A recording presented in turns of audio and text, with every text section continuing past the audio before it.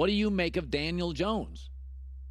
Well, I thought this past week's game was fascinating because this was the first time in a close game that Brian Daboll let Daniel Jones really drop back and throw it.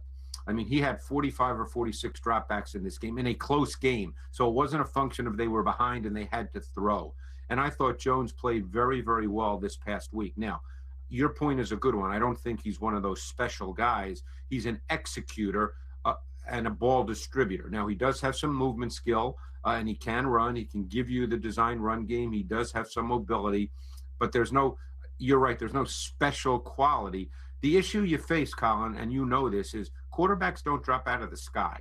Right. So what do? If you're Brian Daboll, you can't really let him walk, because at the end of the day, who's going to play quarterback for you? And that's the issue you face. So my guess is they will look to re-sign him. He's certainly not going to command the kind of dollars that the top quarterbacks make, but I think they would re-sign him. I don't have any inside information, but I think he's acquitted himself for the most part pretty well this year, and I'm very anxious to see him over these final two games because they matter for the Giants. And the fact that they let him throw the ball around this past week, I think that says something, because you can always tell how a coach feels about his quarterback by how he uses them. And he let him open up and throw it this past week. All right, great point. Encouraging for the Giants. Okay, so it's Burrow hosting Josh Allen. We can start with Josh Allen. What do you see on tape with these two quarterbacks, two of the top 3 or 4 in the league? What does their recent performance tell you? Let's start with Josh. Well, I think let's do it this way. They're different. Burrow is a precision quarterback. Everything he does is subtle, nuanced, detailed. He's a precision quarterback. Josh Allen is not quite that guy. Josh Allen is a playmaker quarterback. Yeah. So they're different. So they're going to look different, and often the results are going to be different in how they play out. Josh Allen will be more prone, just based on how he plays, to what would be viewed as mistakes. It's just the nature of how he plays. It'd be like comparing Brett Favre and Drew Brees. That's right, yeah. They're different, and Josh, I think in the last number of weeks, one of the things, forget about the interceptions. You can debate those forever. Every interception has to be looked at as an individual play. But I think Josh, over the last couple of weeks, has been a little too quick to abandon the pocket.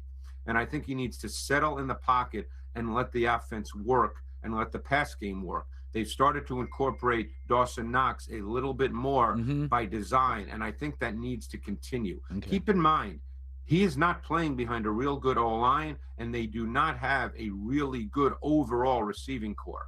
Okay, so let's talk Burrow. I think situationally he's my favorite quarterback in the league. He feels very Brady. 3rd and 5, need a first down. His accuracy almost gets better. What do you make of him? Yeah, and one thing I love about Burrow is he is so aggressive throwing the football outside the numbers. When he has one-on-one and he sees it based on the coverage with either Higgins or Chase, he throws the ball outside the numbers. He gives his receivers a chance, and he's very, very accurate, as actually we're seeing right now. And I just love the aggressiveness. But I agree with you. He's very situationally aware. And, I think that's innate. The other thing I really like about Burrow is, while you wouldn't call him a true second reaction run-around quarterback, he just has one of those innate DNA feels for how to move within the pocket and even outside the pocket when it's demanded. And he's a really, really good player. But his game is built, to me, on precision, subtlety, nuance, and detail. We do know, we saw this with Tampa a couple years ago, teams can scrap for a while, then get hot later in the year. Where I would push back on the Packers is they beat an awful Bears team, a bad Rams team, and were trailing badly early against Miami until Tua had a reported concussion. I think there's limitations here on what they can do, but we have seen this before. Cincinnati gets hot in week 13 or so. They're on a 3-game heater, are the Packers. Do you see something on tape that is different than October 15th? Yeah, they're an interesting team to evaluate on tape, Colin, because they don't really make a lot of big plays on offense. That's right. Obviously, they have Aaron Rodgers, but this is a team that has evolved over the course of this season they play with 2 tight ends, what we call 12 personnel, 1 back and 2 tight ends, about 30% of their offensive snaps. That's the second highest in the NFL. And I'm not sure people would be aware of that. They're not really an explosive passing team. Rodgers will certainly make great throws because he's capable of it. He made a few last week that were just ridiculous, and he can do that any given week. But this has not really been an explosive passing team throughout much of this season. Now, you could say it's the receivers. Obviously, Watson's had some moments. I guess as you and I speak now on Friday, we don't know if he's going to go on Sunday due to injury. He's had some moments, but overall, this team has been a little condensed offensively, and their run game has been kind of up and down. Some weeks it looks really, really good, and other weeks, like last week, they really couldn't generate much on the ground at all.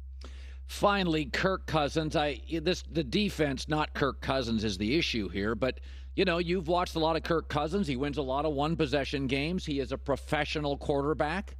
No question. What do you see a little bit with the Vikings? Yeah, I think, look, you and I both know that if Kirk Cousins goes up to Green Bay this week and they lose and he doesn't play well, the narrative that's been about Kirk Cousins for years will just be thrown right back out. And then I'm not here to judge whether that's fair or not. What I can tell you is the tape shows you that Cousins is a high-level distributor of the football.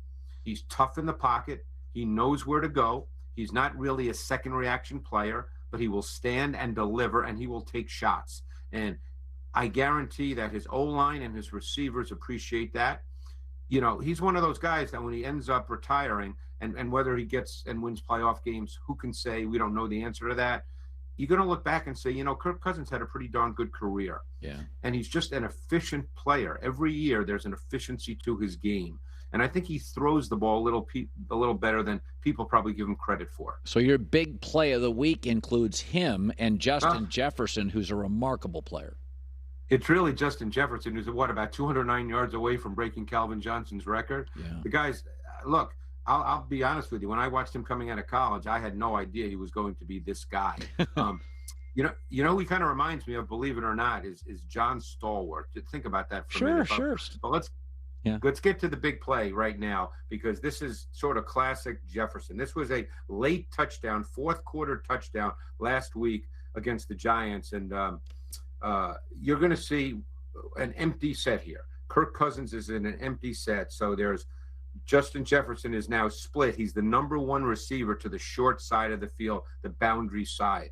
Now, the Giants here are going to play with 2 high safeties. They're going to play what we call 2-man coverage, man-to-man against all 5 receivers with 2 deep safeties. It's actually a good coverage against quality receivers. Dalvin Cook is going to run into the flat and bring his defender with him. Now, Jefferson is going to run a dig. Now, keep one thing in mind. When you play 2-man coverage, as a corner, you can undercut the route because you have a safety over the top, particularly an in-breaking route. And you see that right here. The corner undercuts the route because he knows he has a safety over the top. But Jefferson is so good. He beats both the corner and the safety with the move at the top of his route stem to provide a window for Cousins to deliver the football. And you can just see that here. Look at the shake, and he gets just enough space. I mean, that's just beautifully done. The thing that always stands out about him, first of all, he looks like he's 6'5", not 6'2" when I watch tape. And just his ability to change direction without slowing down, that's pretty remarkable for a man with that kind of body type. Greg Cosell, happy holidays. As always, you add insight to our audience and our show for curious football fans. Thank you so much. All right, Colin, happy New Year. We'll talk next week. All right. We're moving off Zach Wilson. That's been reported. Do you think they look at Mike White? Do you look at Mike White and say, I'd give him a chance to be a starter? I would say based on the sample size that we've seen up to this point, I would answer that in the affirmative. I think Mike White is a quick processor. I think he knows where to go with the football. You rarely see him get stuck in the pocket. The ball comes out more often than not to the right receiver. We've seen how physically tough he is in the pocket, maybe at times to his own detriment. But when you're a pocket quarterback, you have to be that way. He's been pretty consistently precise with his ball location. And just as an aside, one thing you can see, and I think this is clearly important for a quarterback, is his receivers like playing for him. And again, that's not an X and O point, but you and I both know that that is critically important. Yeah. All right, let's go to the other New York quarterback. He's in a playoff race, Daniel Jones. Not a Yes. huge fan. I think 10, 15 years ago,